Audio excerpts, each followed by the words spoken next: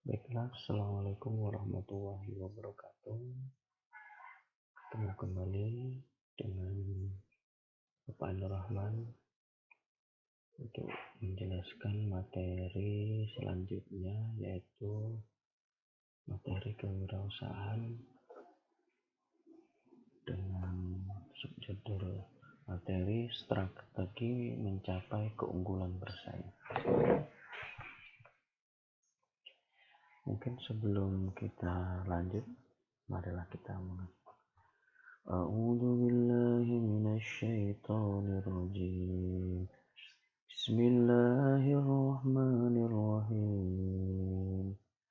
Li'ilafi Quraisy ilafihim rihlatash shita'i was-shayf falya'budu rabb hadzal bait alladzi at'amahum min ju'in wa amanahum min khauf.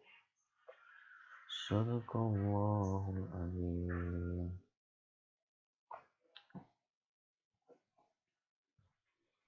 Baiklah, kita akan masuk bagaimana kalau kemarin kita sudah belajar untuk mencari peluang usaha apa sih yang sebenarnya akan kita buat.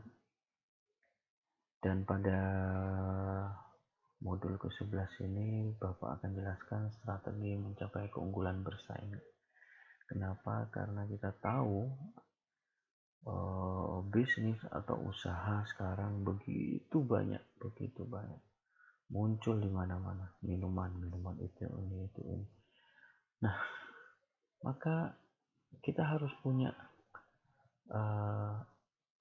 ilmu bagaimana supaya kita bisa bersaing dengan mereka, ya, supaya produk kita itu bisa diterima, bisa dipilih, bisa dijual.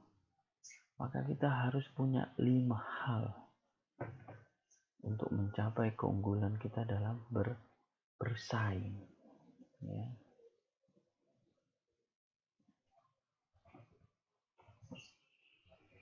Yang pertama adalah kita harus punya harga atau nilai. Yang kedua, kita harus berusaha menyenangkan konsumen. Yang ketiga, pengalaman konsumen. Yang keempat, atribut produk yang dapat dicatat. Yang kelima, keistimewaan layanan yang unik. Nah, kelima hal inilah yang akan bisa membuat kita bisa bersaing dengan usaha atau bisnis yang lain, bersaing dengan kompetitor kita, ya kan?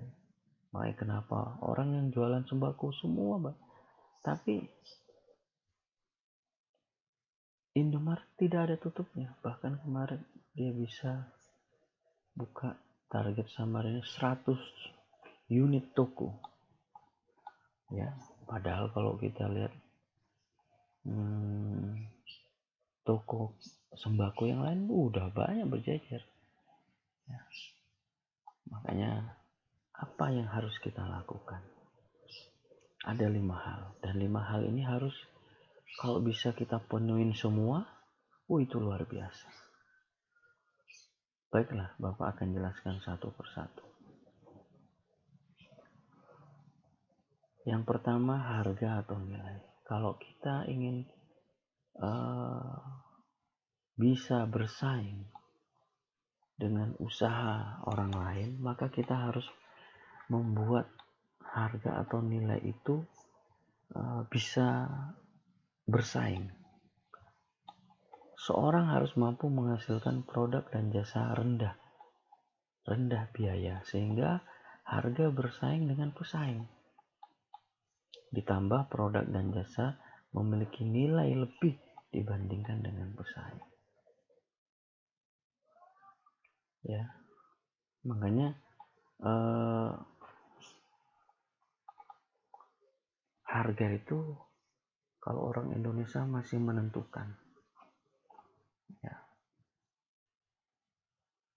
Tapi jangan juga kita harganya murah tapi produk atau jasa kita ya tidak bisa bersaing.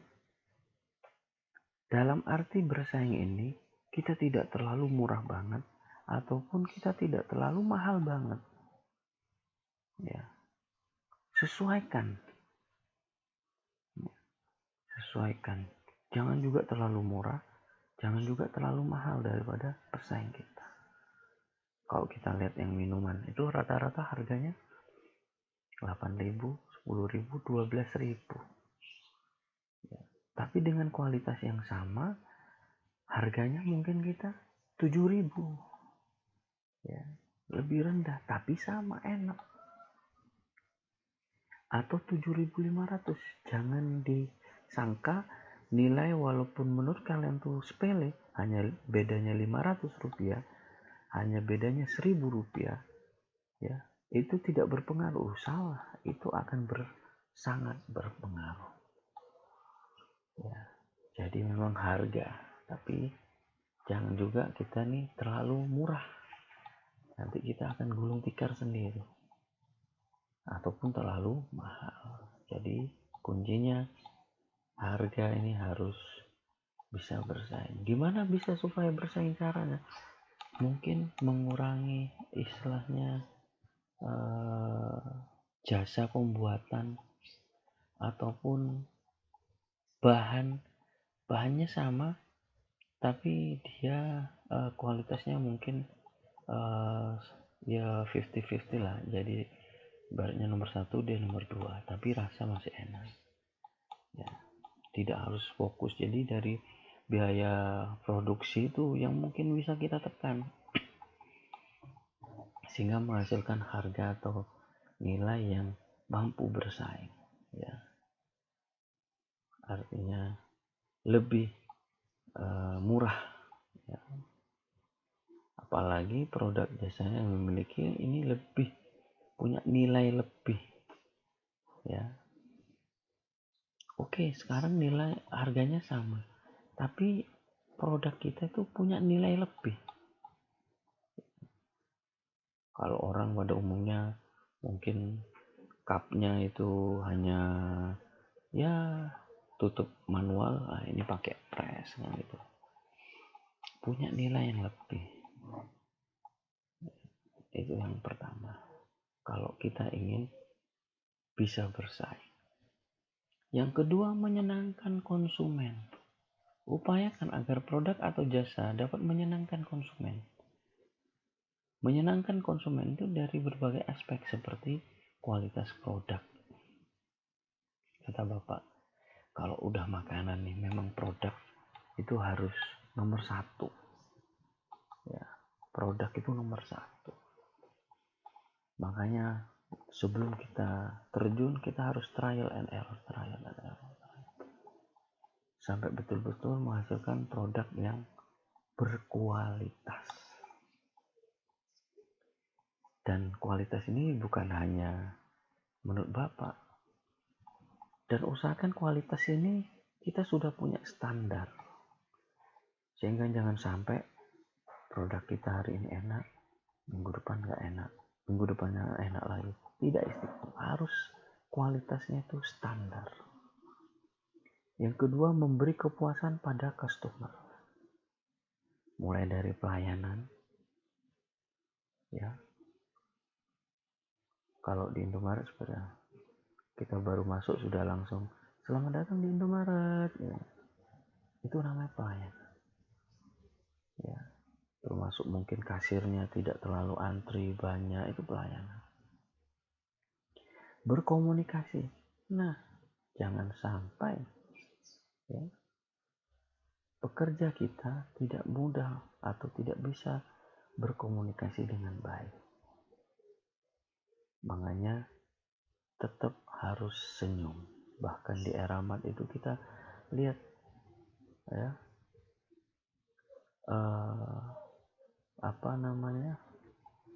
belanja Anda gratis kalau pelayan tidak senyum. Keep smile, tetap senyum, ya. Yang kedua, usahakan tidak ada komplain, ya. Artinya gini, kalau kita jualan, ini pengalaman Bapak, yang kita jual, jangan sampai ada orang mengatakan, kok rasanya gak enak. Nah ini sudah komplain namanya. Kalau ada orang sudah ngomong, wah kemarin enak, sekarang gak enak, kenapa nih? Nah, ini namanya usahakan kita nih, kalau mau kita bisa bersaing, usahakan tidak ada komplain. Tapi kalau ada komplain maka segera ditanggap. Ini kalau kita jasa, ya. Ataupun kalau kita produk ada komplain, tahu kok gini, cepet kita atur ulang manajemen kita. Kenapa nih? Kok produk kita tidak enak? Ini udah komplain. Makanya kita kalau mau kita ini bersaing, usahakan kalau kita jualan tidak pernah komplain. Kita jualan kayu, ya. Kayaknya sepele, kayu. Pak, antarkan kayu 1 kubik, oke. Memang kelihatannya kita jualan kayu. Tapi sebenarnya supaya penjualan kayu itu bisa bersaing, usahakan tidak komplain. Ya, misalnya kayunya lurus, tidak ada yang pecah. Ya. Coba kalau kita nih, di atas ditaruh yang bagus, di bawah hancur, pasti kita komplain. Pasti kita sudah, sudah Pak, makasih, bayar sekali, habis itu nggak akan pernah beli.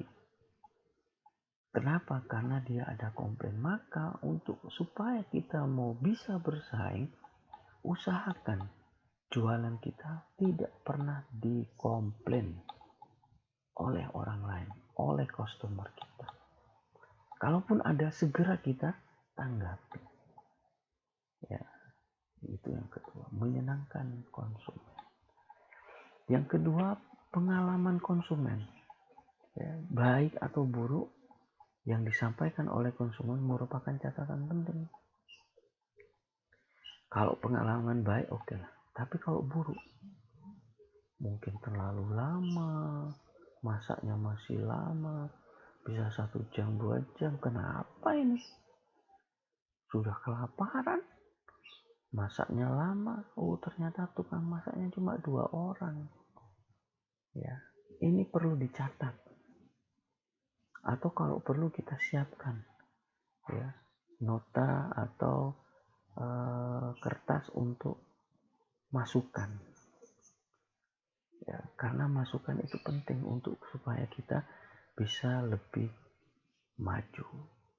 Dan jangan kita ini takut dengan masukan. Ya, tapi usahakan masukan itu segera kita atasi. Nah, ini pengalaman kok. Kalau bisa pengalaman konsumen harus baik semua. Ya, maka berilah pengalaman yang terbaik pada konsumen. Mulai pelayanannya tadi, ya, kata Bapak, menyenangkan pengalaman konsumen. Menyenangkan konsumen ini akan membuat pengalaman konsumen. Kalau ini tidak senang, pasti pengalamannya hasilnya tidak senang. Ya. Jadi usahakan pengalaman konsumen, apalagi yang baru-baru masuk, ya, kalau bisa supaya jadi pelanggan tuh gimana, usahakan dia punya pengalaman yang terbaik. Yang keempat, atribut produk yang dapat dicatat. Atribut produk atau jasa mengenai keunggulan produk dan jasa harus dicatat, serta harus disosialisasikan pada konsumen dan dengan demikian baik karyawan atau konsumen mampu mengetahui keunggulan produk dan jasa kita, sehingga produk dan jasa kita dapat ditingkatkan dari keunggulan yang ada. Makanya kalau orang jualan sofa, jualan mesin cuci, kalian coba lihat Samsung, LG, dia tahu tuh, ya, karyawannya tahu, ini kelebihannya ini. Yang dikasih tahu hanya kelebihannya saja. Ya, harus dicatat.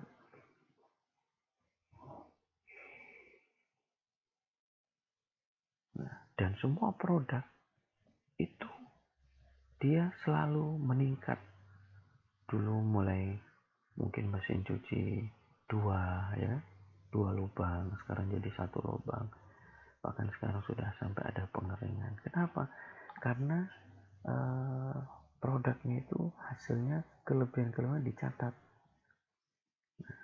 sehingga bisa ditingkatkan keunggulannya, bukan malah tidak bisa ditingkatkan. Kalau makanan begitu enggak, terus wah enak ya, atau enak, tapi mungkin istilahnya ada orang yang menurut dia nih kurang lembut, kurang apa, itu dicatat, sehingga menjadi PR kita ya. Ini yang keempat. Dan yang terakhir adalah berilah keistimewaan layanan yang unik ya. Contohnya ini yang unik seperti Singapore Airlines. Walaupun penumpang tidak penemu, tapi kalau penerbangan menunjukkan angka yang sama pada tiket seperti jadwal take off, maka tidak menunda keberangkatan. Dan di dalam pesawat ada informasi seperti tempat transit, jalur peta. Ini luar biasa. Walaupun ini kalau pesawat kan rata-rata enggak, tulisnya boarding jam 12.00, tahu-tahu jam 12.15 atau jam 12.30, bahkan jam 1 ya. Ini tidak cocok ya. Ini keistimewaan yang unik ya, dan ini perlu komitmen yang kuat. Jadi yang harus dilakukan oleh pengusaha adalah memberikan layanan yang unik dibandingkan dengan produk dan jasa pesaing terdekat kita. Coba sekarang berapa banyak pesawat, berapa banyak armada yang berbisnis dalam penerbangan ya. Tapi kalau kita punya keistimewaan yang unik, maka ini akan mampu untuk bersaing dengan kompetitor kita, pesaing-pesaing kita ya. Jadi intinya memang itu adalah 2 kuncinya sebenarnya, yaitu produk dan layanan. Produk dan pelayanan itu harus produk dulu, oke ya, baru pelayanan harus optimal, harus maksimal ya. Berilah pengalaman yang baik bagi konsumen, jangan sampai ada komplain. Gimana caranya supaya tidak ada komplain? Beda kalau karena komplainnya itu karena adalah bencana ya, karena banjir atau cuaca buruk sehingga tidak berangkat, itu beda ya, beda. Inilah 5 hal kalau kita ingin bisa bersaing dengan pesaing kita. Pertama adalah harga ya, menyenangkan konsumen, jangan sampai ada komplain ya. Mulai pelayanan, komunikasi ya, harus baik, sehingga akan didapatkan pengalaman konsumen yang baik pula ya. Ini supaya ada peningkatan. Dan yang terakhir adalah keistimewaan layanan yang unik. Oke, mungkin itu saja. Ini sebenarnya simple, tapi ini sangat mempengaruhi ya. Kalau kita ingin produk kita bisa bersaing, lakukan ini 5 hal ini. Karena sekarang walaupun dia jualan produk ya, ini tidak terlepas dengan jasa. Walaupun dia jualan barang ya. Nah, ini yang harus kita pahami ya, sehingga apa, kita masih atau bisa bertahan ya di tengah banyaknya persaingan dalam berwirausaha. Demikian mungkin materi pada hari ini sedikit, tapi mudah-mudahan ini bisa menjadi tambahan, ya, dilihat, ya. Tapi ingat, kalau kita sebelum usaha kita lebih baik menghitung dulu, mengukur dulu, ya. Kalau dia produknya harus betul-betul kita sudah punya resep paten yang tidak bisa berubah, ya, sehingga akan memberikan produk yang maksimal dengan kualitas yang maksimal, dengan harga yang terjangkau, dengan pelayanan yang maksimal juga, bahkan pelayanan yang unik. Demikianlah mungkin pertemuan pada pagi hari ini, mudah-mudahan bermanfaat. Bapak akhiri, wassalamualaikum warahmatullahi wabarakatuh.